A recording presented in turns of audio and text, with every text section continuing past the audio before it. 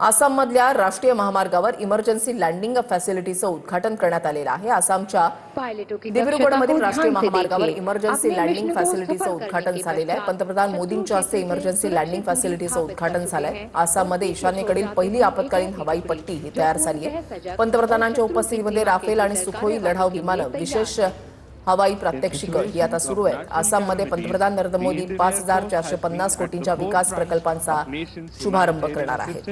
And disaster relief efforts. In such eventualities, citizens do need immediate medical attention irrespective of availability of the airfield. Look up once again.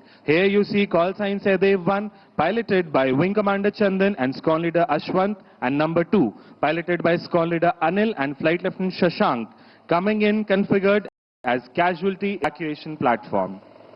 Beyond the lookout, मोदींच्या उपस्थितीमध्ये Rafale आणि Sukhoi विमानांचं विशेष हवाई प्रात्यक्षिक सध्या सुरू झालेले आहे। इमर्जन्सी लँडिंगची सुविधा या ठिकाणी आता तयार करण्यात आलेली आहे आणि त्याचंच उद्घाटन आता मोदींच्या हस्ते झालेलं आहे। आसाममध्ये यावर्षी जर आपण पाहिलं तर विधानसभेच्या निवडणुका आहेत आणि त्या अनुषंगानं जर पाहायला गेलं तर जवळपास हजारो कोटींच्या विकास कामांचं लोकार्पण किंवा उद्घाटन म्हणा किंवा शुभारंभ म्हणा आज मोदींच्या हस्ते होतोय। आज दिवसभर आसामच्या दौऱ्यावर पंतप्रधान मोदी असतील। विविध कार्यक्रमांचं आयोजन देखील या ठिकाणी करण्यात आलेलं आहे। दिब्रुगढमधील राष्ट्रीय महामार्गावर इमर्जन्सी लँडिंग फॅसिलिटी जी आहे ती आता सुरू झालेली आहे।